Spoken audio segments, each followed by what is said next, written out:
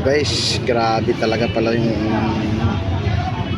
President Marcos Jr. Siya pala ang pinakamalaking utang talaga. Grabe.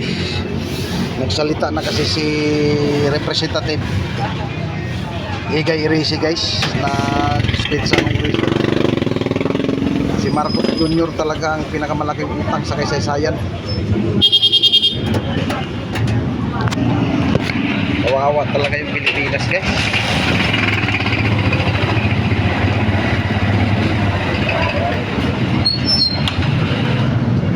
Baon na tayo sa utang sa ginawa ni Marcos. Wala namang crisis ng gasolina, langis kung tutusin, dahil dito lang tayo bumibili sa Asia Pacific region. Talagang kinulimbat talaga ni Marcos Jr. lahat ng kaban ng bayan, guys. Grabe, mas matindi pa to sa kay former President Duterte. Yun, pandemic talaga yun. Yun talagang nakakatakot. Samantala ngayon, crisis lang sa gasolina. Halos mas matindi pa sa pandemic.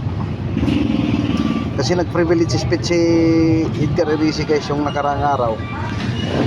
Masama talaga ang loob niya dahil si Marcos Jr.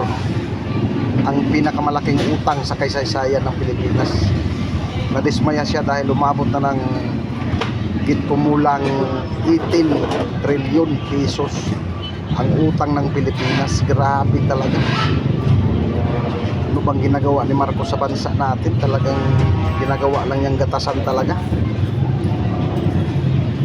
Lahat ng mga anak natin isisilang may utang na kaagad. Ako kumikit kumulang 100,000 pesos. Grabe. Kasi silang pa lang may utang na kaagad na 100,000 mahigit, mga 123,000 bawat sanggol. So yun lang muna, guys, ang update natin ito dahil nakakadismaya talaga ang nangyayari ngayon sa bansa natin, dahil ang hirap talaga kung paano tayo makakausad dito, paano tayo makikipaglaban sa mahal ng bilihin, mahal ang gasol, mahal ang pagkain, at wala talagang kwentang presidente dito. For the first time talaga, masama man yung tatay niya, mas pinakamasama talaga tong administrasyon ni Marcos. Lahat nandyan na, sindikato ng mga flood control, lahat na. So yun lang muna, guys, ang update natin ito. Anong masasabi nyo dito, guys, sa nangyayari sa bansa natin? Please comment down below. So yung mga hindi Duterte supporter, pag hindi nyo gusto tong video na ito, mag next video na lang kayo, dahil talagang masasaktan kayo dahil sa ginawa ni Marcos pagbalahura sa bansa. Nagkapatong-patong yung mga problema. Ngayon pitiks-pitiks lang sa Japan, puro pagyayabang na may 210 billion na naman daw na investment galing sa Hapon. Mga pauto talaga ni Marcos talaga.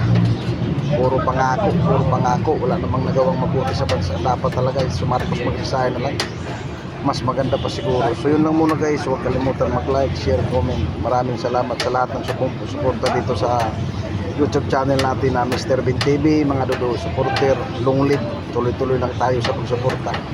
Hindi tayo titigil hanggat hindi mapanagot ng Marcos Jr. administrasyon dahil sa ginawa sa bayan. So grabe talaga. Yun lang, guys. Maraming salamat sa inyo.